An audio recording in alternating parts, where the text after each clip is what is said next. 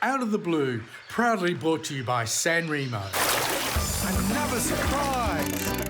Out of the blue. You want that with fries? Out of the blue. Come with me across the sea. On another view. We're gonna cook for you. Nothing but blue skies! Out of the blue. You want some chili with those fries? Out of the blue.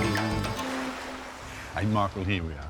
Back in Port Lincoln. The seafood capital of Australia, Mickey. Now, I know that is the seafood capital, but why? Because we're going to have mussels, we're going to have lobsters. Okay, well, why don't we get Go, going with okay. it? See ya. See you there.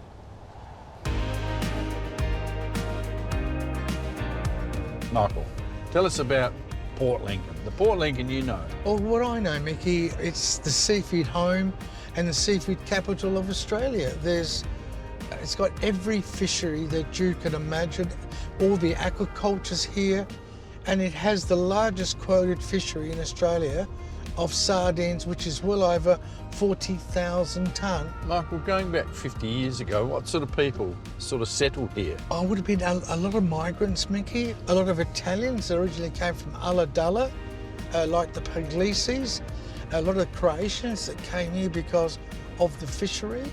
So why is Port Lincoln renowned for its seafood? It's pristine waters, Mickey, and nutrient rich. You just can't have all these species in these local waters, and it's got to have feed.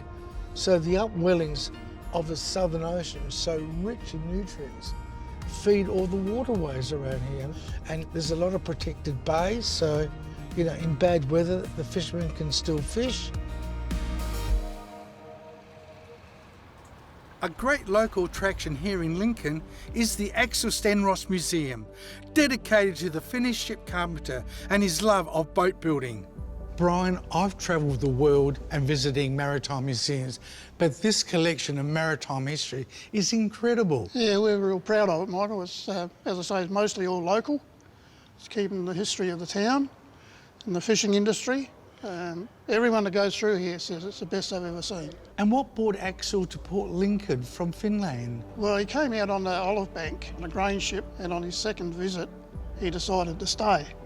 He got a job to help build the railway station because that was being built. And then he started mucking around with the boats. And Axel was responsible for building our family boat. Oh, yeah, that's... The Canberra, Yeah, which today is part of a living museum on the foreshore at Wallaroo. Wallaroo. And he made it out of Oregon pine, which was interesting. Yeah, wait. So when he went out from here, when he wanted something in timber-wise, because you couldn't just go down to the Bunnings or somewhere like that and buy a piece of what you wanted, he would go out in the scrub and have a look at the trees, find a piece where the branch come out of a trunk to give him the angle he wanted. He'd cut it off and make it fit. And because it's all one piece, there's no joint, so there's no weakness.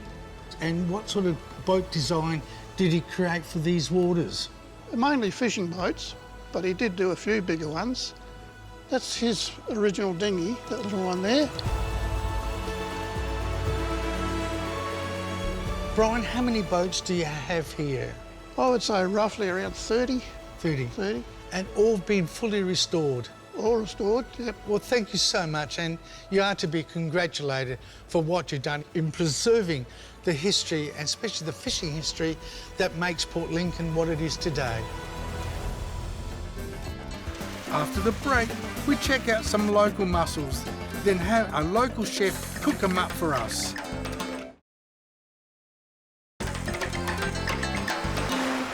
So, Andrew, what's the process to get to this stage with these mussels? We grow our mussels out in the water in Boston Bay here. They grow on rope or something, don't they? Yeah. We use the New Zealand longline system where we have a furry rope that we hang in the water column. The mussels will naturally collect to that rope, and then over the next 6 months they grow to about the size of your thumbnail, where we'll harvest those mussels and re-sew them back onto the rope with some cotton sock. And then over the next 6 months they grow exponentially. And here you can see this mussel here was only that big when we harvested it, and in the next 6 months or 8 months it grew to that size there. Now, while we've been here, there have been these big bins of mussels coming in from the harvest area. The boat left the wharf this morning at about 12 o'clock in the morning. They harvest about 2 tonne of mussels an hour. And by the time it's about 6 o'clock, they come back to the wharf, unload those onto a truck, and then the truck's brought out to here. So in a moment, they're going to go into that processing area. What happens in there? So in there, we do a further cleaning process. We clean the outside of the shell, and then we put them through a debearding process, and then that goes through into a grading system where they pick out the mussels that are too dirty or haven't got any meat in there at all. Yes, yeah. Or they've got a crack in the shell. And from there, they go through the scrubbing, and then they're packed into the vacuum bag. And you can see here that the vacuum pack, the mussels have got a partial vacuum on them, and the plastic keeps the mussels shut, keeping the water inside the shell, and then that extends their shelf life. You must have had a lot of trial and error. Mate, 20 years worth of trial and error, a long time. Now, this bag here, it says live pot ready mussels. What does that actually mean? Live, they're still alive, they're fresh live in the packet. Yep. And those mussels were still alive until well after the use by date, which is written on the packet here.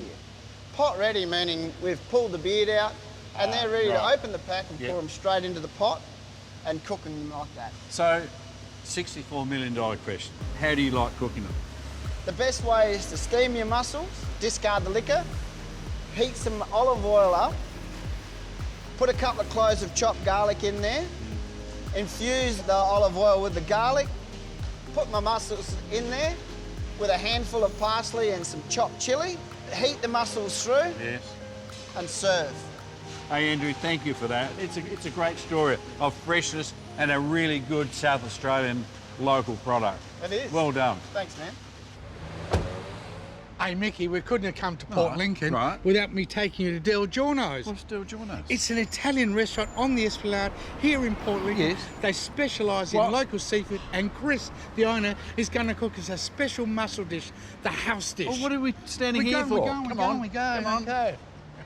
So here at Deljo's, one of our favourite dishes is the Kinkawuka mussel pot in tomato and chilli. So we're going to start off with 1 bag of Kinkawuka mussels and straight in. And we want to put a lid on it, so we want to steam the mussels open. So we're going to slide that one across to there. In the meantime, we're going to prepare our sauce. So, a little bit of olive oil, a little bit of garlic, fresh chilli, and we're just going to stir that up a little bit. We're just waiting for our mussels to start to open up. So you'll notice I used the liquid from the mussel packet. It went straight in the pan with the mussels. We're going to drain that off afterwards.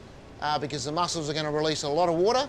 It's going to be salty, so we're going to get rid of that and then add our sauce to our freshly opened mussels. So that garlic, onion and chilli is nice and sizzled. We're going to put a little bit of white wine. We're going to add 2 lots of our tomato sauce. So these mussels have now started to open up.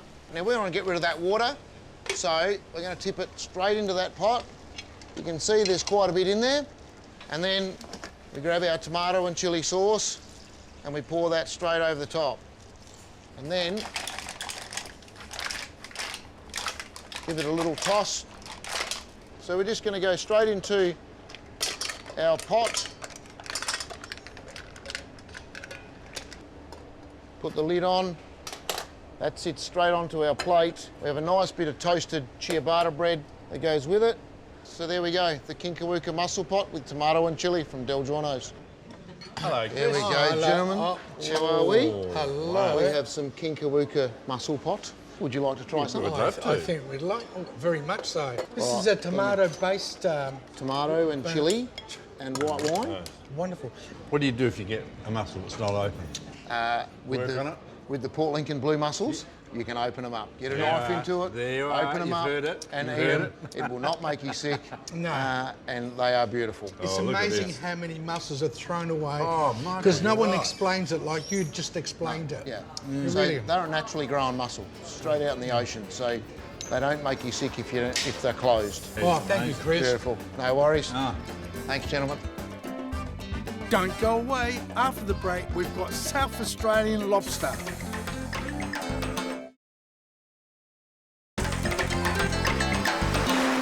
I'm here at Fergusons Australia, and my mate Andrew and his family are a well-known Australian lobster producer. Also, they're very innovative. They've come out with a range of consumer packs of marine scalefish, some species that we know, but some new ones as well. So come with me, let's go meet Andrew and learn all about his industry.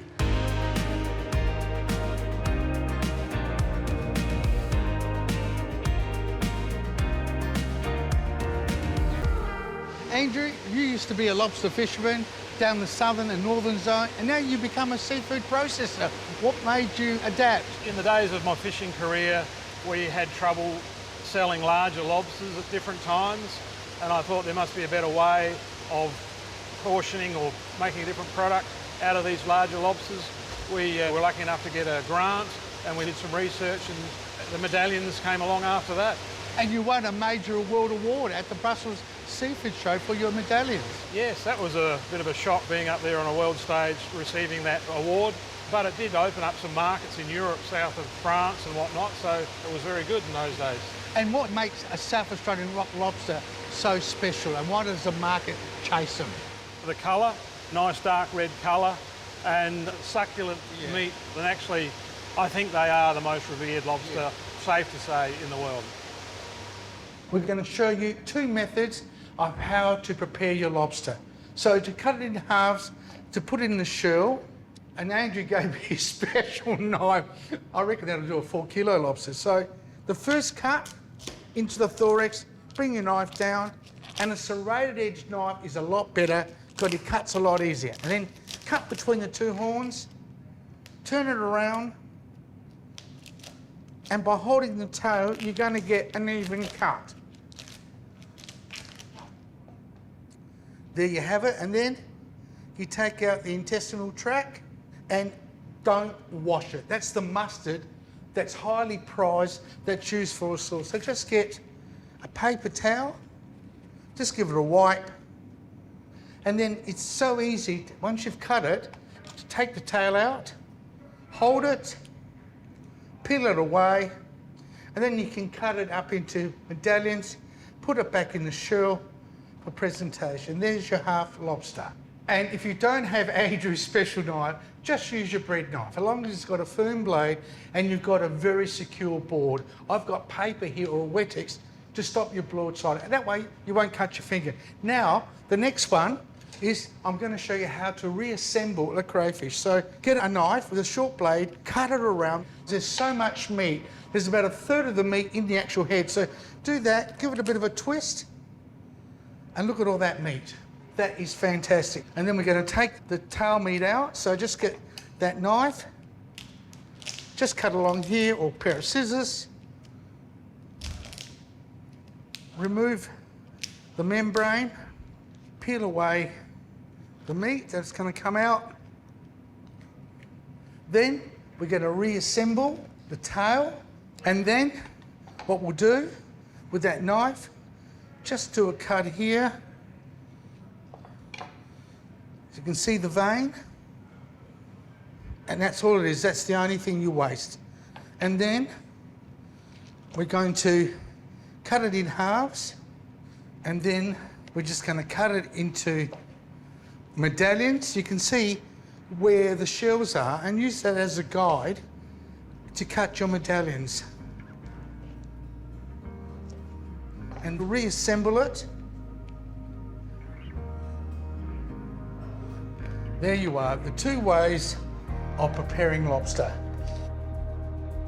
Kate Ferguson works very closely with her father to continue developing new products. This year we've launched 5 new species in our retail fish range. They're 200 gram packs, and they're underutilised species locally caught out of Port Lincoln.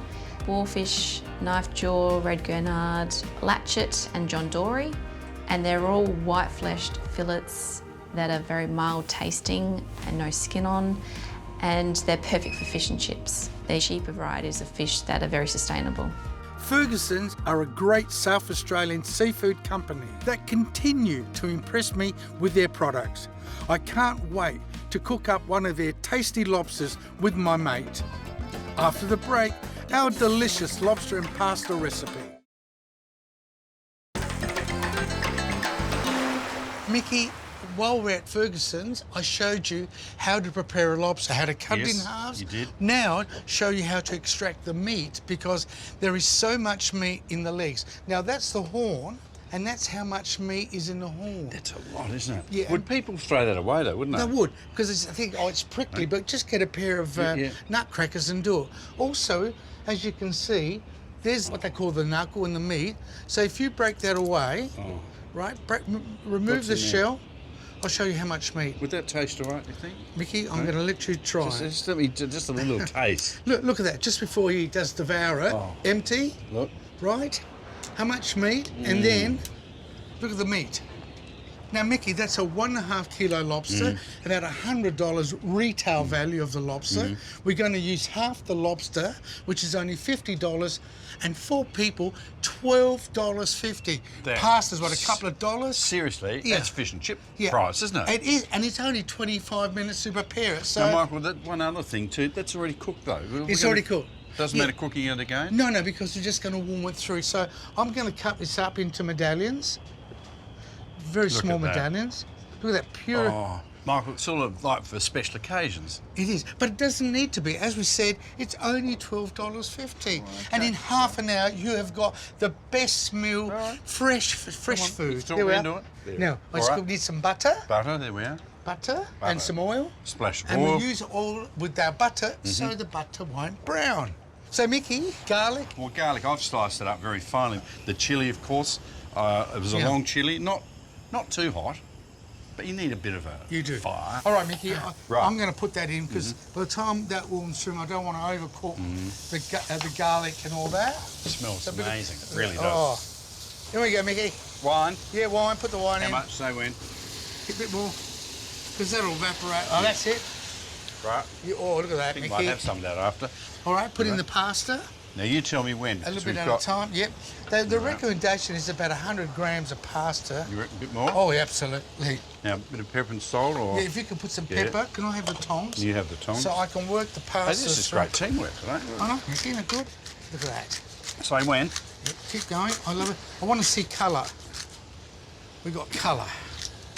All right. Can you give me that other bit of butter? And that'll give it a nice glaze, help thicken the sauce. Oh, Mickey, can you Let me give just you cut a some little bit deal? up for you. Can you you say put- when? you Say keep when, go- because you don't need a lot of this. Yeah, no, and the oil. Right, and you don't need a That lot of oil. beautiful There oil we are, that's the oil. made out of the... Nothing's wasted. This is made out of the shells. And there you are. We're on board a lobster boat. The lobster pots are behind us. And support the industry. Aren't you glad the lobster boat's in port today? Oh, I feel like It's Could pretty you- rough. I It's would- really rough. I wouldn't be out there pulling the pots. So there you have it. That- Ferguson's lobster linguine. Well done. Well done. There it is. It's the perfect pasta to go because you can swirl it up. Look at that. Love it. Chilli, not too much chilli. No. Garlic, beautiful. See you next time. Thanks for joining us. It's always a pleasure being with you. I'm sorry you come here. Tragic. Nice dark red colour, and obviously you've eaten a lot of lobsters like I have. Well, yeah, it's obvious that I do enjoy them. Yeah. How do we get from this finished stage of mussels to... Sorry. There we go. Hey, Mickey, I couldn't have... We've put...